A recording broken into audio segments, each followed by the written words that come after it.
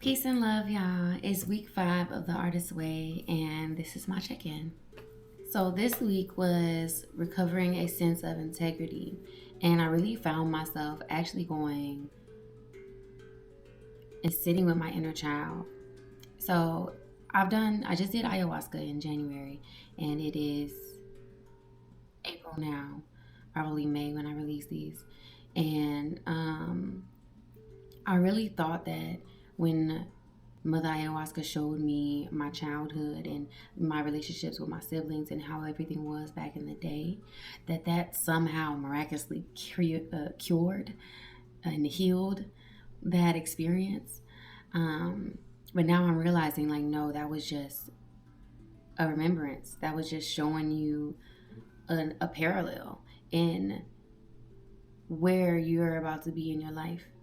And now that I'm back in St. Louis for a little bit, I really am experiencing a lot of the same experiences that I had with my siblings as a child now as an adult. And it's made me sit with my inner child. And it really reminded me of AJ McQueen. He has a song where he's like, remember when you went through this? Yeah, I was there with you. Remember when you went through that? I was there with you. And just remembering that inner child and those feelings that I had as a child, those coping mechanisms that I, created as a child, is still here with me today. And also now today, I'm here with my inner child. And I can show my inner child, like, look, life is beautiful. Yeah, your siblings have their own relationship and you've always been ostracized. You've always been the black sheep. But look at how that has blessed you. Look at how free you live. Look at how differently you live than them. And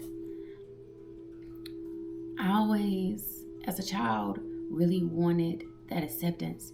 I wanted that recognition. I wanted to feel understood. And now, at this beautiful age of 31, I don't need to feel understood. I need to know myself. And I know myself so much deeper than I ever have before. And I'm just so grateful. That's really what was brought up to me this week, especially because a lot of things have changed. So I also realized I didn't do an artist date this week. So I need to make that up for myself. But one of the tasks was to plan a solo trip. So I'm planning myself a solo trip to Chicago. I'm in St. Louis, so it's really easy for me to just take a train to Chicago and right back. And I want to keep it under $500 for the whole trip. My budget is $411 for everything. And we're going to make it work. We're going to make it happen. I'll document it and everything and show you that that'll be a big artist date that I do. Yeah, I did really good on my pages this week. There was a couple days where I only did 2 pages, but I still did those 2 pages, and I felt done after I finished the 2.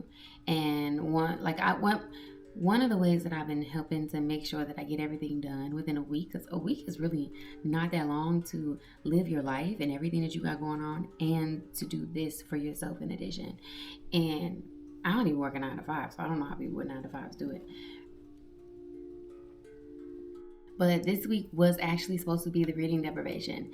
And I didn't realize that until Wednesday because I kind of split up when I'm reading, doing all my readings. And so I did not do the reading deprivation this month or this week yet. And I think I had to figure out when I can do it and, find that time. And I know I can find that time. But I was on a really good schedule. Now my schedule has just changed again. And that's typically how it works for me. I get consistent and then a change happens. And I'm consistently inconsistent and adaptable and flowy and fluid as fuck. So, it's not a bad thing because I've always been able to be flexible and adaptable. And I love that about myself. And so, yes, the time is now. The opportunity is now. And I'm in week 6. Let me see, what is I'm going to read to you what I said, too, because I feel like this is really powerful. I got so many powerful things that I put in my journal writings, but I've been feeling like writing at night, too. And so I'm using a different notebook for when I have those night thoughts that I need to write out before I go to sleep. So one thing was I went on a hike with Tribe this week, and that was so beautiful. It gave me so much life. And I really was reminded that your vibe attracts your tribe.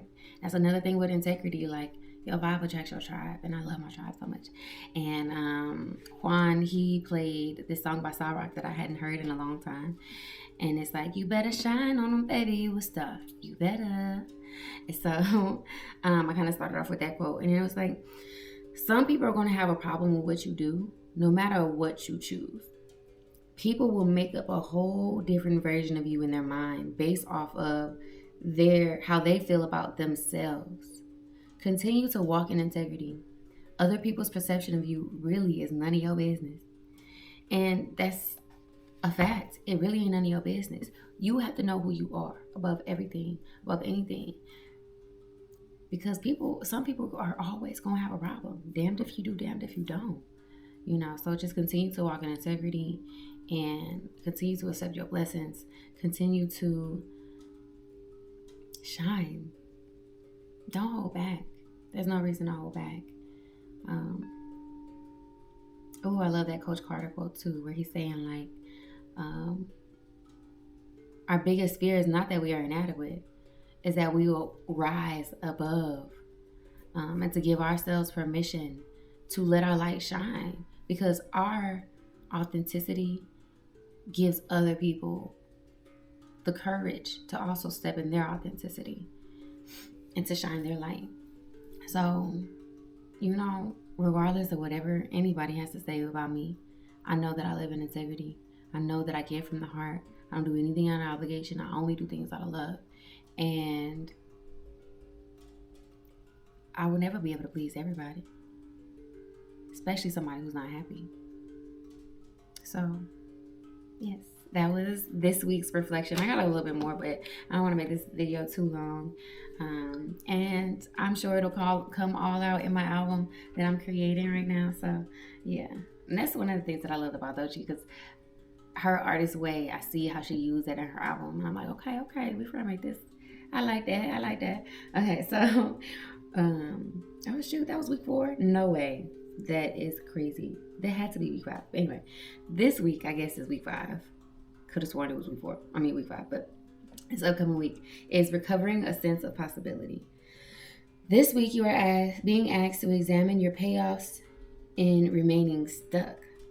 You will explore how you curtain your own possibilities by placing limits on the good you can receive.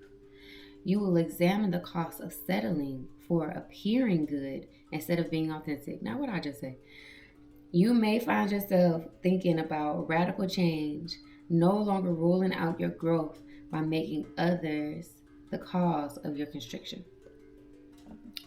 You would have thought that I already read that. And I did not. Because I'm already behind on my reading. So, I was actually glad that it was reading deprivation this week, because I don't know if I would have made it past all the readings that we'd be doing every week, because this week's been crazy. But I'm grateful for the growth. I'm grateful for this journey. Those morning pages, y'all, are everything.